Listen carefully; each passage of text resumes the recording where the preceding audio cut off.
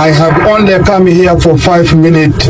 I have come as a president of the Republic of Uganda, and also I am speaking as a great man who is the conqueror of the British Empire. Afraid of interviewing the conqueror of British Empire as you are British? You are not afraid of... The Devil of Uganda, the terrifying story of Idi Amin. Power can corrupt a man, but sometimes it creates a monster. Imagine waking up one morning to discover that your president had ordered soldiers to drag innocent people from their homes in the middle of the night. Imagine hearing gunshots outside your window, but being too afraid to look. Imagine living in a country where a single joke about the leader could cost you your life.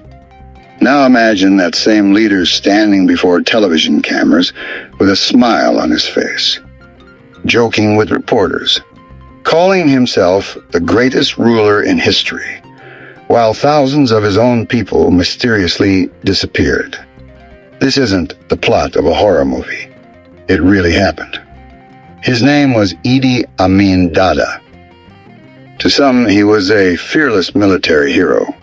To others, he was one of the most ruthless dictators Africa has ever seen. During his 8 years in power, an estimated 100,000 to 500,000 people were killed. Thousands vanished without a trace. Entire families disappeared overnight, and rivers reportedly carried bodies for days. But the killings are only part of the story. Rumors spread that he kept human heads in refrigerators. Some claimed he ate human flesh. Others believed he practiced dark rituals before making important decisions.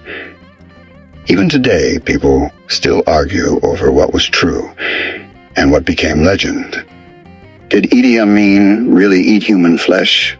Did he truly believe he could defeat Europe? Why did millions fear even speaking his name? And how did a man with almost no formal education rise to become one of the most feared rulers of the 20th century? In this documentary, we'll separate fact from myth. We'll uncover the terrifying crimes that are supported by historical evidence. We'll examine the stories that remain unproven. And we'll reveal how one man turned an entire nation into a kingdom of fear. Because sometimes the truth is even more frightening than the rumors. This is the story of Idi Amin Dada, the butcher of Uganda. Before he became a dictator, before the world knew him as one of history's most feared dictators, Idi Amin was simply a young man growing up in colonial Uganda. Even his birth remains uncertain.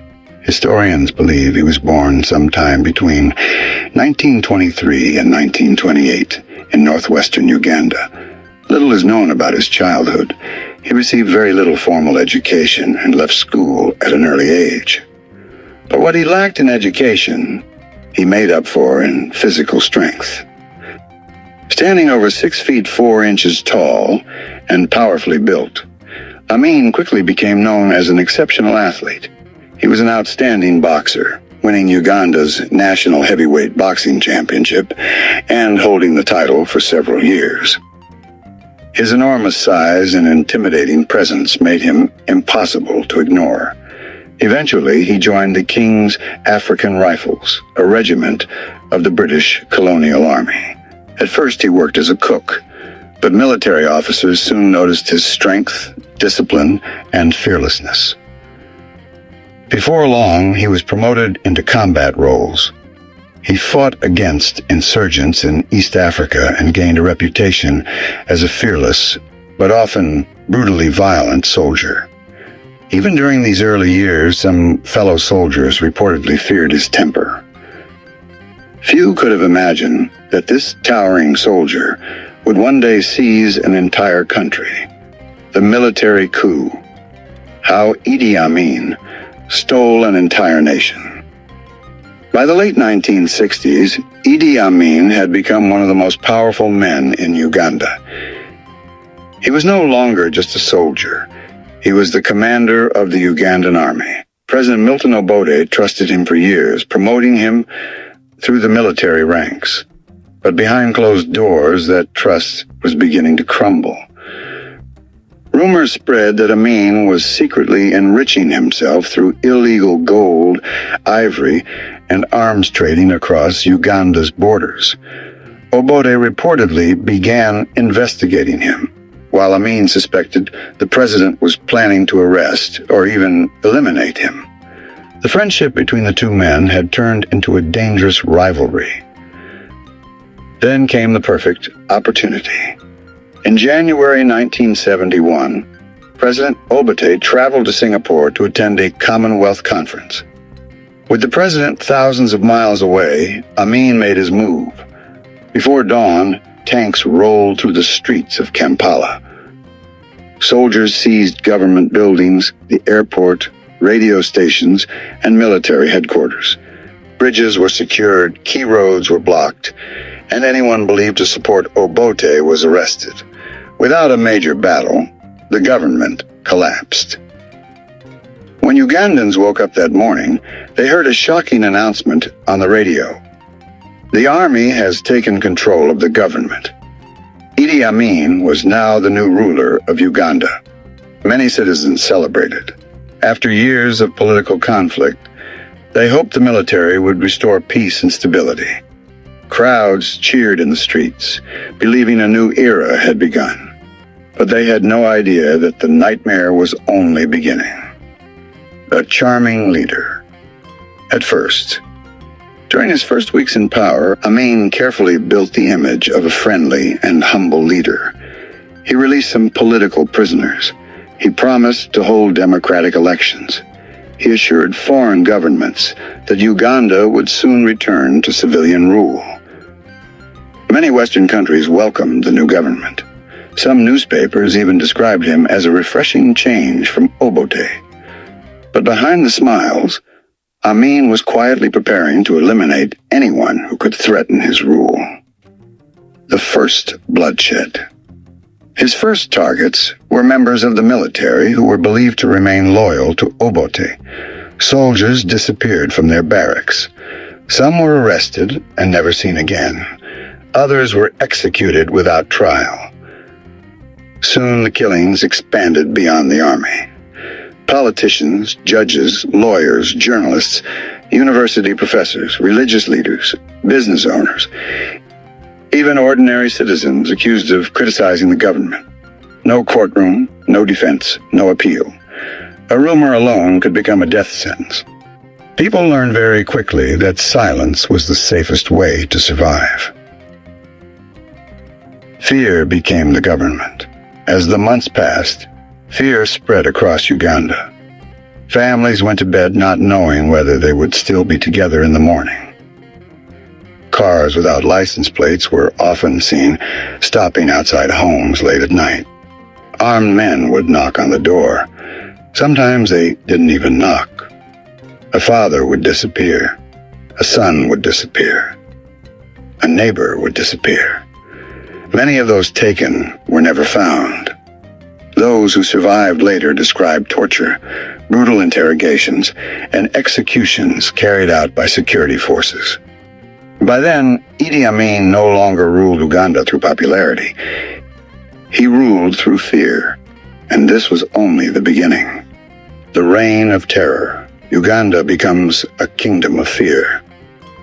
By 1972, the celebrations that had welcomed Idi Amin were gone.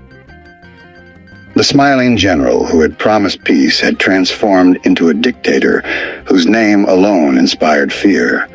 Uganda was no longer governed by laws, it was governed by terror. No one knew who would be next. A government minister, a judge, a teacher, a soldier, or even a close friend of the president himself. If Amin suspected that someone might betray him, that suspicion alone could become a death sentence. The secret police. To maintain absolute control, Amin relied on powerful security organizations, including the State Research Bureau, SRB, and the Public Safety Unit, PSU. Officially, these agencies existed to protect national security. In reality, they became instruments of fear. People accused of opposing the government were often taken to detention centers, where many were tortured during interrogation. Numerous survivors later described severe abuse, while many detainees never returned home. Families searched hospitals, police stations, military camps, but there were no answers. It was as if their loved ones had vanished from the earth. This phenomenon became so common that Ugandans developed a chilling expression. "He has disappeared." Everyone understood what those words meant. Bodies in the Nile. As the killings increased, horrifying reports began to spread. Residents living near the Nile River claimed that bodies were regularly floating downstream. Some fishermen were reportedly too frightened to cast their nets because they feared pulling up human remains instead of fish. Former officials and eyewitnesses later described mass executions carried out in different parts of the country. Historians cannot determine the exact number of victims, but most estimates suggest that between 100,000 and 500,000 people were killed during Amin's rule. The true number may never be known. Many victims were buried in unmarked graves. Others were never found. Turning against his own people, Amin became increasingly suspicious of the very army that had brought him to power. Whenever he believed a military officer might challenge him, he acted quickly. Entire groups of soldiers were arrested. Some were executed without trial, others simply disappeared. Ironically, many of the men who had helped Amin seize power became victims of the same regime they had helped create. Fear spared no one, not even those closest to the president. The expulsion of Uganda's Asian community. In August 1972, Amin announced one of the most shocking decisions of his presidency. He ordered tens of thousands of Asians, many of whose families had lived in Uganda for generations, to leave the country within 90 days. He claimed that God had appeared to him in a dream and instructed him to expel them. Many historians believe the real reasons were political and economic rather than religious. Businesses, factories, shops, and homes were confiscated and handed to Amin's supporters. At first, some Ugandans celebrated the move, believing it would create new opportunities. But the consequences were devastating. Many of the people forced out were experienced business owners, engineers, doctors, and professionals. Within months, shortages spread across the country. Factories closed. Stores stood empty. The economy began to collapse. A nation living in fear. By the mid-1970s, Uganda had become one of the most feared dictatorships in the world. Children were warned never to repeat political conversations outside the home. Neighbors became suspicious of one another. A careless sentence, a joke, or a rumor could cost someone their life. People learned that survival often depended on saying nothing at all. Yet while Uganda sank deeper into fear, Idi Amin presented himself to the world as a confident, humorous, and even larger-than-life leader. Chapter 5. The Mad King. The Strange World of Idi Amin.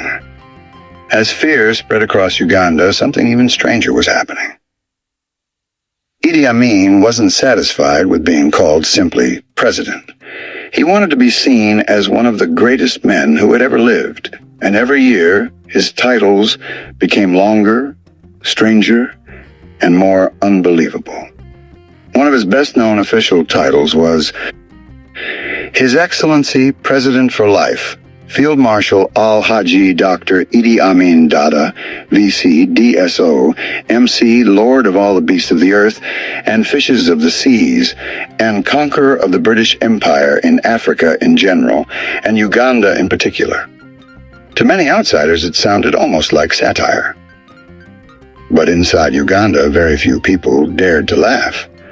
Mocking the president could have deadly consequences. The conqueror of the British Empire. One of Amin's most bizarre claims was that he had defeated the British Empire. In reality, he had not conquered Britain or defeated it in war. The title was self-awarded and reflected his anti-colonial rhetoric rather than an actual military victory. He frequently insulted Britain in public speeches and portrayed himself as the man standing up to former colonial powers. Many of these speeches were dramatic, theatrical, and designed to project strength. Did Idi Amin really say he would conquer Europe? Over the years, stories spread that Amin planned to conquer Europe. There is no credible historical evidence that Uganda ever had a realistic military plan to invade Europe. However, Amin often made extravagant public statements that blurred the line between political theater and genuine belief. He sometimes spoke as though Uganda could stand against major world powers. Those remarks helped create his image as an unpredictable leader. Some listeners took them literally. Others saw them as propaganda or dark humor. Whatever his intention, such statements made headlines around the world. Letters to world leaders. Amin loved publicity. He sent unusual messages to foreign leaders and often presented himself as a global statesman. His speeches mixed jokes, threats, and grand claims. Sometimes the world laughed.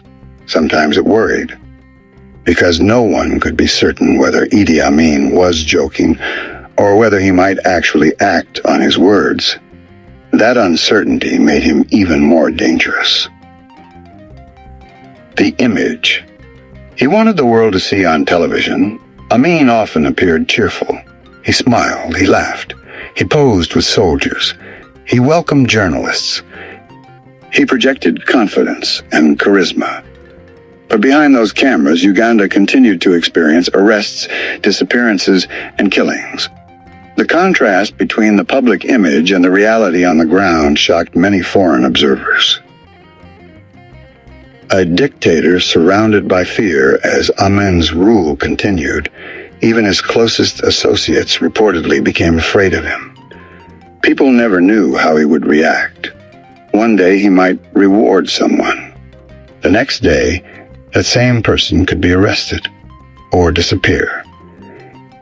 His unpredictable behavior deepened the climate of fear that surrounded his government. The cannibal rumor. Did Idi Amin really eat human flesh? Some stories are so horrifying that they spread across the world before anyone stops to ask a simple question. Is there any proof? Among all the terrifying stories surrounding Idi Amin, none has become more famous than the claim that he was a cannibal. For decades, newspapers, books, documentaries, and conversations have repeated the same shocking rumor. Idi Amin ate human flesh. It is one of the darkest accusations ever made against a political leader. But was it true? Let's separate documented history from legend. Where did the rumor come from? The rumor began circulating while Amin was still in power. Uganda was already a country filled with fear. Thousands of people had disappeared. Mass killings were taking place. Bodies were being discovered in rivers and remote areas. Because of these real atrocities, almost any horrifying story about Amin seemed believable. Several former associates later claimed that Amin had made disturbing comments about human flesh. Some even alleged that he had joked about its taste. However, these accounts are inconsistent and difficult to verify independently. No reliable investigation has ever confirmed that he actually consumed human flesh. The refrigerator story. Another story claimed that human body parts or even severed heads were kept in refrigerators at government buildings. These allegations appeared in memoirs and media reports after Amin's fall. However, historians note that the evidence for these specific claims is disputed. While there is overwhelming evidence that Amin's regime committed widespread killings, the refrigerator stories themselves have never been conclusively proven. What do historians say? This is where careful history matters. Most professional historians agree on two important points. First, there is overwhelming evidence that Idi Amin's government was responsible for mass murder, torture, forced disappearances, and other serious human rights abuses. These crimes are supported by survivor testimony, investigations, and historical research. Second, there is no conclusive evidence proving that Idi Amin personally practiced cannibalism. Despite decades of rumors, no credible forensic investigation or definitive historical record has confirmed the claim. That doesn't mean the stories are true. And it doesn't mean they are false. It means the evidence is simply not strong enough to treat the accusation as established fact. Why did so many people believe it? Fear changes the way stories spread. When a ruler is already known for extreme violence, people often become willing to believe almost anything about him. In Uganda during Amin's rule, reality was already horrifying. People disappeared without explanation. Families never saw their loved ones again. Mass graves were later uncovered. Against that backdrop, the cannibalism rumor seemed possible to many, even without proof. Over time, the story became part of Amin's global reputation. The truth is horrifying enough. Whether Idi Amin ever ate human flesh remains unproven. But one fact is beyond dispute. He ruled through fear. His government left tens of thousands, perhaps hundreds of thousands, dead. Countless families lost fathers, mothers, children, brothers, and sisters. Those documented crimes are so devastating that they do not need myths to make them more shocking. Sometimes history itself is terrifying enough. The beginning of the end, the Entebbe crisis, and Amin's downfall. By the mid-1970s, Idi Amin believed he was untouchable. Inside Uganda, fear kept many people silent. But outside the country, his reputation was collapsing. Governments around the world were condemning reports of mass killings and human rights abuses. Then, in 1976, an international crisis placed Uganda at the center of global attention. The hijacking. On June 27, 1976, an Air France passenger plane flying from Tel Aviv to Paris was hijacked by armed militants. After several stops, the aircraft landed at Entebbe Airport in Uganda. Instead of treating the hijackers as criminals, Amin publicly welcomed them and appeared alongside them during the crisis. Many governments accused him of cooperating with the hostage-takers, although Amin claimed he was acting as a mediator. The world watched anxiously as more than 100 hostages remained trapped. Operation Entebbe. On the night of July 3rd to 4th, 1976, Israeli commandos launched one of the most famous rescue missions in military history. Flying thousands of kilometers under secrecy, they landed at Entebbe Airport. Within minutes, the commandos stormed the terminal. Most of the hostages were rescued.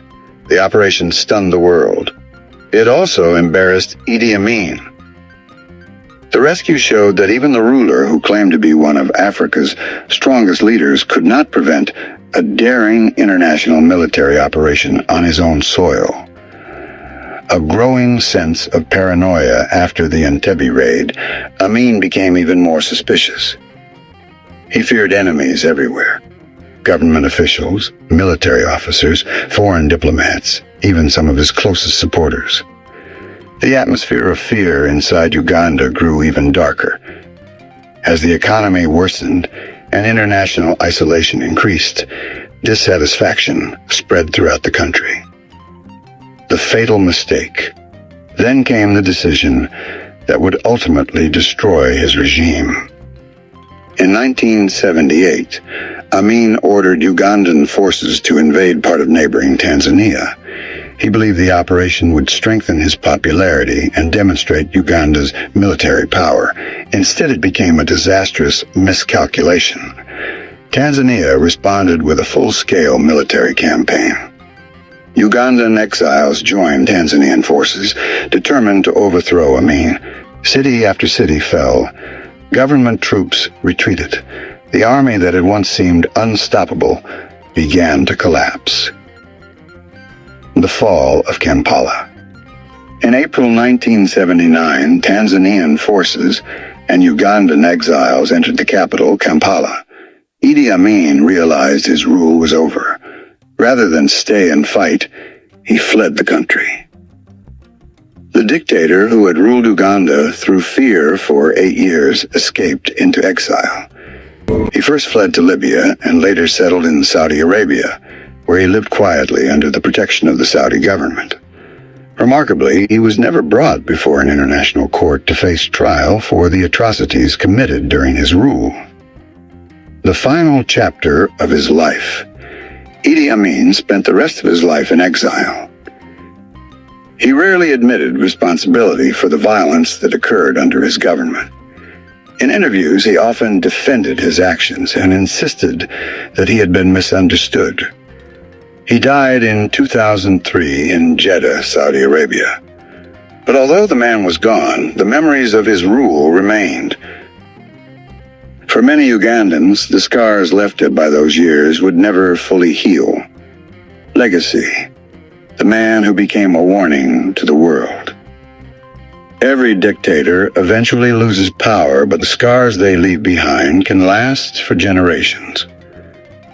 When Idi Amin fled Uganda in 1979, many people believed the nightmare was finally over. But ending a dictatorship is far easier than repairing the damage it leaves behind. Thousands of families never discovered what happened to their loved ones. Many victims were never identified. Some were buried in unmarked graves. Others simply disappeared from history. For those families, there was no funeral. No grave. No final goodbye. A country left in ruins. By the time Amin was overthrown, Uganda's economy had been devastated. Many businesses had collapsed. Hospitals lacked medicine. Schools struggled to function.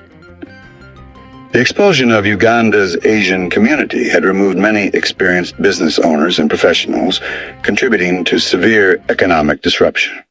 Rebuilding the country would take many years. How history remembers Idi Amin.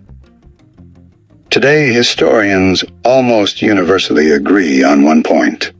Idi Amin's government was responsible for widespread killings, torture, forced disappearances, and severe human rights abuses.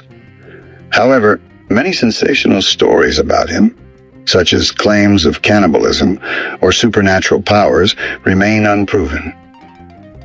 That distinction matters. History becomes stronger when it is based on evidence, not rumor. The documented crimes committed during Amin's rule are already horrific enough. There is no need to exaggerate them. Why do the myths continue? The darker a dictator's reputation becomes, the more myths often grow around them. People repeated stories because they reflected the fear Amin inspired. Some tales may contain fragments of truth. Others likely grew through repetition over time. Separating fact from fiction helps us understand history more accurately and honors the real victims by focusing on what can be proven. The lesson. Idi Amin's story is not only about one man, it is a warning about what can happen when one person gains unchecked power. Fear replaces justice. The military controls politics. Citizens lose the freedom to speak. History has shown that dictators may appear powerful for time, but no dictatorship lasts forever. Final closing. Today, decades after his death, the name Idi Amin still evokes fear around the world. Some remember him for the outrageous titles he gave himself. Others remember the shocking rumors that surrounded him. But most importantly, he is remembered for the immense suffering that occurred under his rule. The greatest lesson from his story is not that monsters exist. It is that ordinary societies can descend into extraordinary cruelty when power is left without accountability. As long as history is remembered honestly, the victims are not forgotten, and perhaps future generations can recognize the warning signs before another tragedy unfolds. Thank you for watching. If you found this documentary informative, consider subscribing for more evidence-based stories about history's most notorious leaders, forgotten events, and the truths behind the world's greatest mysteries. Because history should never be forgotten, and the truth should never be feared.